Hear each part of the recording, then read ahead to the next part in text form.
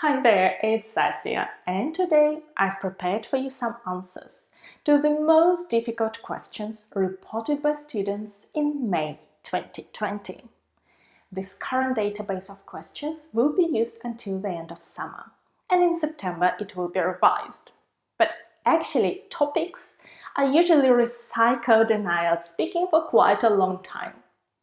And if you're surprised to hear that some people are able to take IELTS, that's because in some countries there is no lockdown, and others take the online version called IELTS Indicator. I talked about it here. Please don't learn my answers by heart, you'll be penalized, but learn words and phrases I've prepared for you. They will help you improve your answers. And if you want to learn how IELTS examiners assess your performance and what you should do to improve your score, check out my brand new course. It's called IELTS Speaking Boost. All the links are in the video description box below.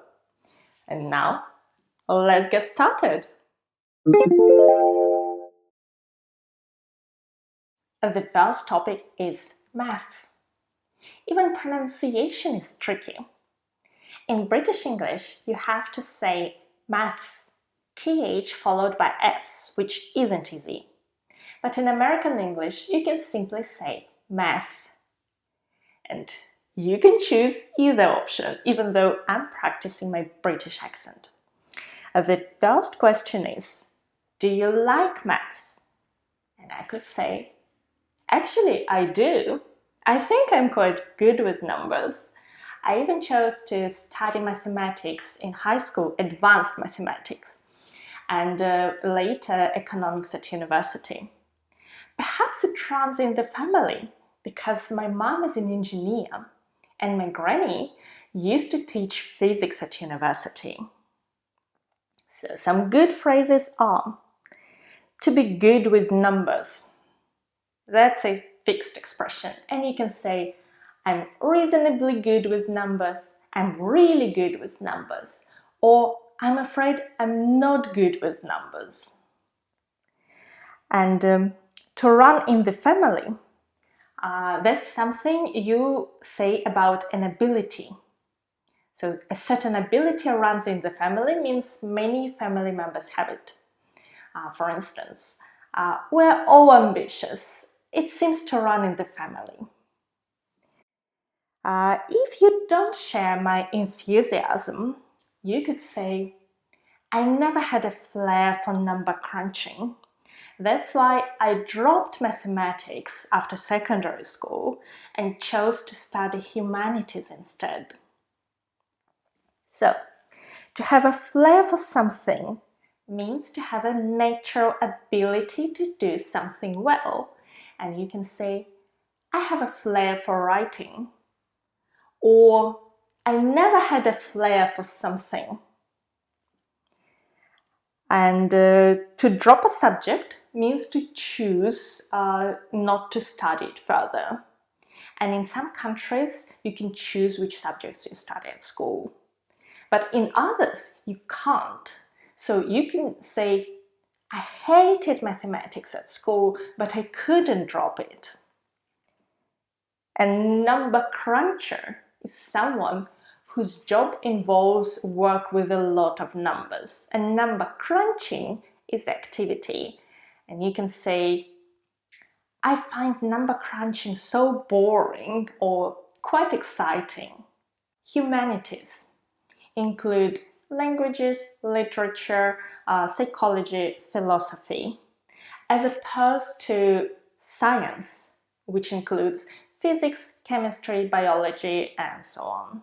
The next question is, do you use maths in everyday life? Definitely. I run my own business and I like to know how it performs, what works and what doesn't. So I spend quite a lot of time analyzing data. And of course, I use statistics and mathematics to do that.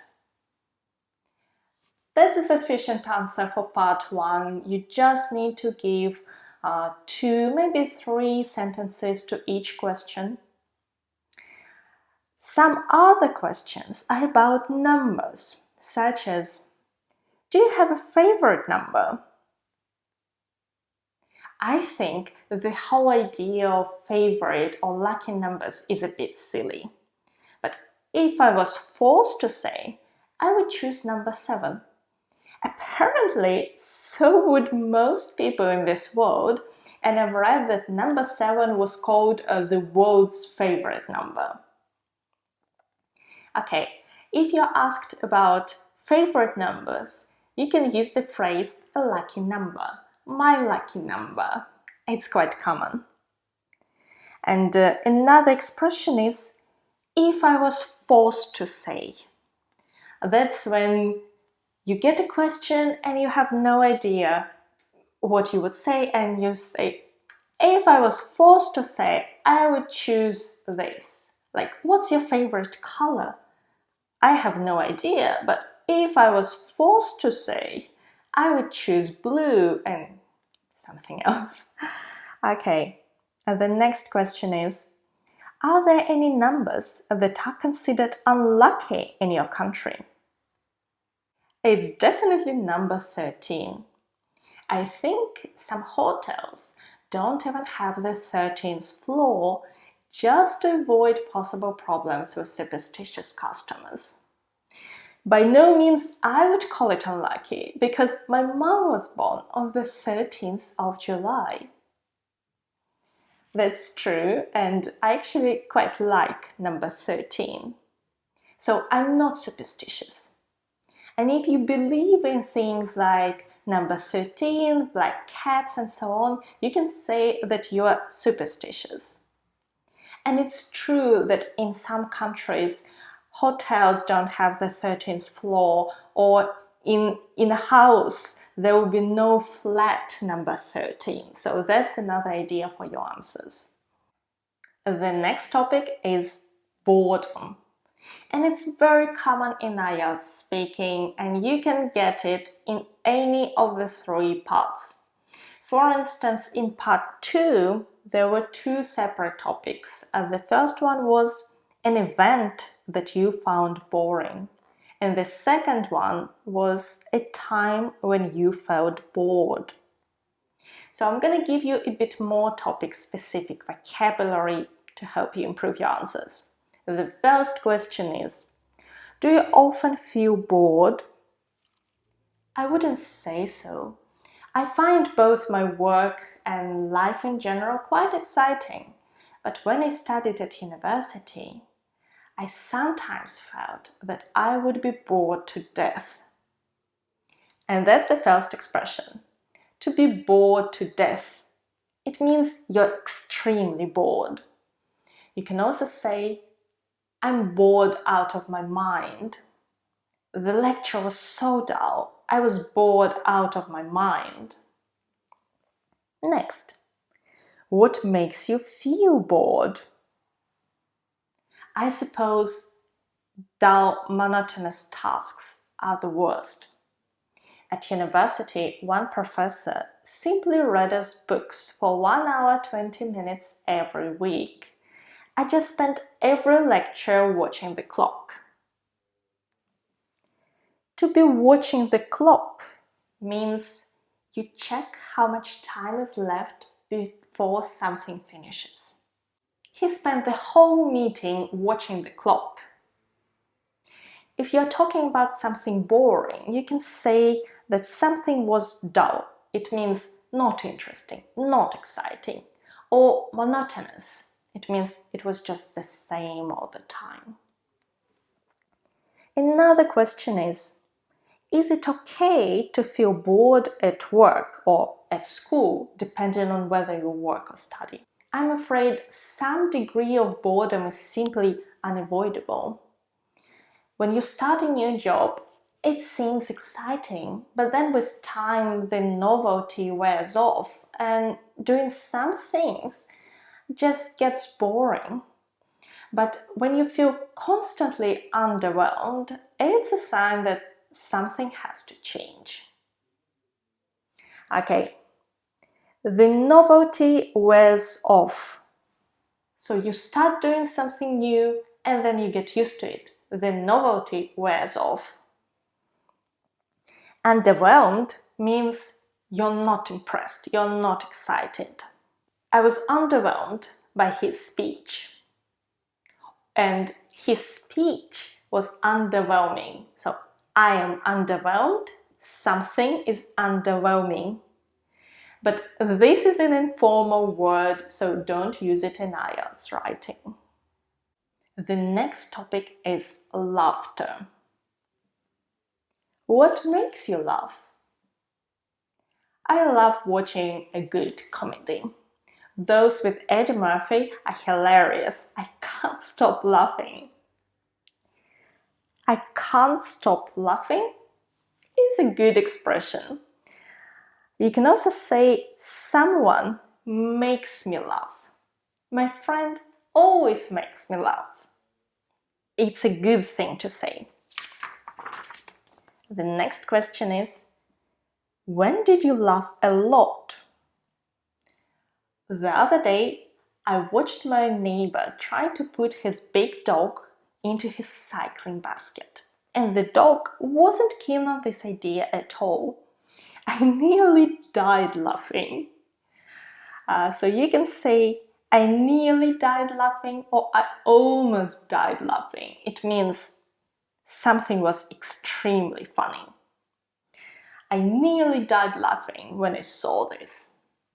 And you know, sometimes you just suddenly start laughing a lot. Then you burst out laughing. I burst out laughing when I saw this. And to be keen on something means to be eager or willing to do something. And I wasn't keen on this idea, or I was keen to go there. That's another way to say I like or I don't like, and I have a video with many more phrases like that. This one. The next question is it important to laugh? As I say, laughter is the best medicine. It's been actually proven by scientists that laughter helps to reduce stress and boost one's immune system, thus increasing your lifespan. And the phrase is, laughter is the best medicine. It means you should try to laugh more and worry less. Our next topic is colors. And again, it's used in all three parts of the exam. In part 2, there were 2 topics. Please describe a colorful event you have attended. Or please describe a colorful place. But I find that questions in part 3 are particularly challenging because you need to have some ideas. So let me give you my sample answers and hopefully give you some ideas you can use too. The first question is, do you think the colors that a person wears tell us something about his or her character? Yes and no. In the UK, many people wear neutral colors. I mean, black and white outfits are very common, particularly among office workers. And in general, people tend to choose dark, subdued colors. And if someone's coat is beige, it doesn't tell us much about the person, does it? Of course, some people go for vivid, rich colors that stand out. And I would say those are perceived as being bold, confident, perhaps creative. All in all, I would say that someone's look as a whole can tell us much more about a person than just the color of his or her clothes. Yes, clothes is another topic that is common in IELTS, and perhaps you were taught to pronounce it as clothes, TH and then S. But if you struggle to do that, you can just say clothes, because if you open the Oxford Dictionary, there are 2 pronunciations, clothes and just clothes. So choose either. And when you're talking about colors, it's good to use some more interesting vocabulary than just blue, gray, red. So you can talk about neutral colors. These are beige, gray, white, black, what we usually wear. You can also talk about bright colors, which you can call vivid or rich. Or soft colors, pastel colors. These are light and not bright. Dark colors. And when you describe a certain color, also use some extra adjectives. You can say soft blue, light blue, dark blue, deep blue, or perhaps even royal blue. Next, do men and women like to wear similar colors? I would say the staples of men's and women's wardrobes are quite similar. We wear black coats, white t-shirts and blue jeans. But women are more likely to complement their outfits with bright saturated colors, while men tend to choose more muted, subdued colors. It's also true for occasion wear. Let's say a woman's dress may be royal blue, while a men's suit will likely be grey with just a hint of blue and a light blue shirt. Okay. The staples are the important parts of something, and you can say the staples of my wardrobe or the staples of my diet. Saturated colors are intensive and bright, while muted, subdued colors are the opposite. They're grayish, not bright. A shade is a certain tone, certain variety of color. Probably you've heard about the movie 50 Shades of Grey. The next question is, are colors important in marketing and advertising? Absolutely. Picking the right color can help a company communicate its message, its brand values to potential buyers. That's because we have certain associations with each color. For instance, red is passion and energy, white is cleanness, blue is stability. And companies tend to pick their brand color depending on what they stand for.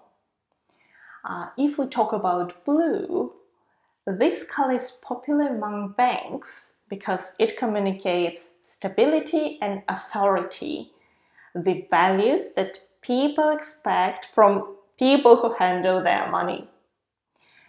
In general, the right color can emphasize the brand message, while the wrong color may confuse or even put off potential buyers. This question is very common, so talk about associations we have with each color. I picked blue. You can talk about red. Many companies choose red because it's bold, courageous, it stands out. YouTube is red. Many banks are red too, and many companies. At the same time, you can say that new innovative companies tend to choose more unusual colors, such as turquoise, pink, purple. Let's say Instagram's logo is half pink, half purple. And when we see it, we immediately perceive that it's something more modern and unusual. Just talk about these associations, pick one or two companies. You can talk about YouTube, it's red, and you'll be fine. Okay, all the questions and all the words are going to be in the video description box below, as well as a link to my new IELTS Speaking Boost course. Please check it out. And thank you for watching me today. Good luck with your preparation and your exam. Bye!